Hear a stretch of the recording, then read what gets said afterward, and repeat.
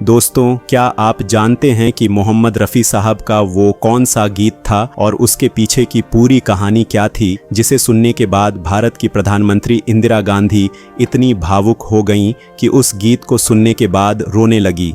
उनसे अपनी जगह पर बैठा तक नहीं गया और उन्हें कमरा छोड़कर बाहर जाना पड़ा।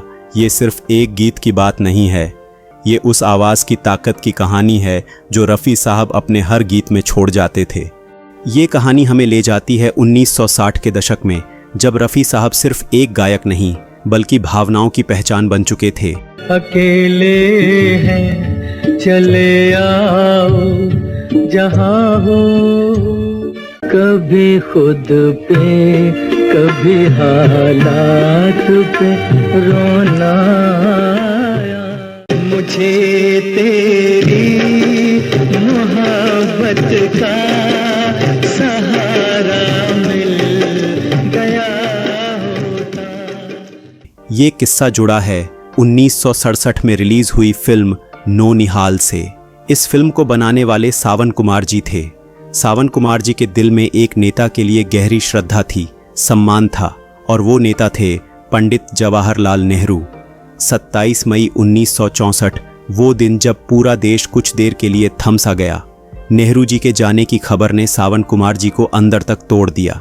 उसी दुख से एक विचार ने जन्म लिया, एक ऐसी फिल्म बनाई जाए जो नेहरू जी को श्रद्धांजलि हो, एक ऐसी कहानी जो आने वाली पीढ़ियों को उनकी याद दिलाती रहे। लंबे संघर्ष के बाद फिल्म नौनिहाल आकार लेने लगी, लेकिन सावन कुमार जी जानते थे कि अगर इस फिल्म को सच में दिल से जोड़ना है तो उसमें एक ऐसा गीत होना चाहिए जो सीधे आत्मा को छू जाए। गीत के बोल लिखने की जिम्मेदारी उन्होंने सौंपी कैफ़ी आज़मी साहब को।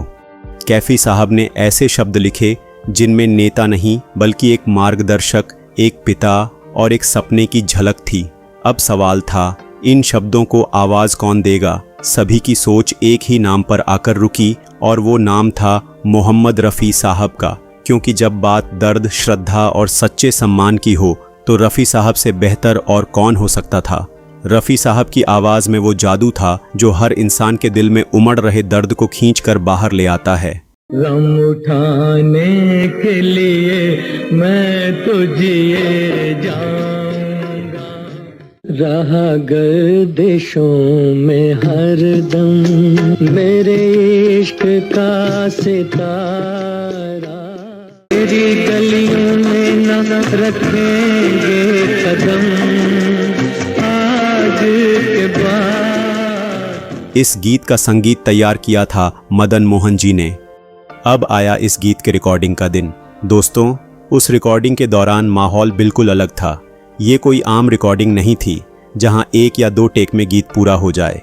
रफ़ी साहब हर पंक्ति गाने से पहले कुछ पल के लिए चुप हो जाते थे, जैसे शब्दों के पीछे छुपी भावना को अपने भीतर महसूस कर रहे हों। मदन मोहन जी भी समझ गए थे कि रफ़ी साहब सिर्फ सुर नहीं ढूंढ रहे, वो भाव ढूंढ रहे थे। शायद यही वजह थी कि जब ये गीत पूरा हुआ तो स्टूडियो में मौजूद लोग ताली नहीं बजा पाए, सब बस खामोशी से बैठे रहे।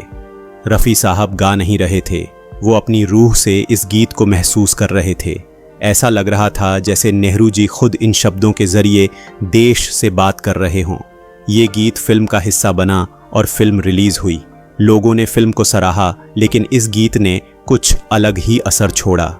कुछ समय बाद सावन कुमार जी को सलाह दी गई कि वो फिल्म को टैक्स फ्री कराने के लिए इंदिरा गांधी जी से मिलें। इंदिरा गांधी जी ने फिल्म नहीं देखी थी, लेकिन उन्होंने कहा, इस फिल्म का एक गाना सुना दीजिए। और फिर कमरे में वही आवाज़ गूंजी, रफ़ी साहब की आवाज़। गीत आगे बढ़ता गया और इंदिरा गांधी जी बिल्कुल चुप हो गईं। उनकी आंखें भर आईं और सारी यादें लौट आईं। एक बेटी के सामने अपने पिता की तस्वीर उभर आई। उनसे वहाँ बैठा नहीं गया, वह उठी और अपने केबिन में चली गईं। दोस्तों, वो गीत था, मेरी आवाज़ सुनो, प्यार का राग सुनो।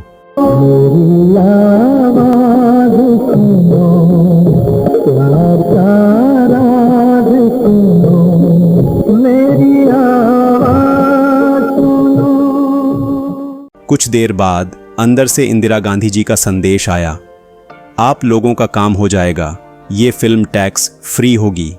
दोस्तों, यह सिर्फ एक फैसला नहीं था, ये उस आवाज़ की ताकत थी जो मोहम्मद रफ़ी साहब हर गीत में छोड़ जाते थे।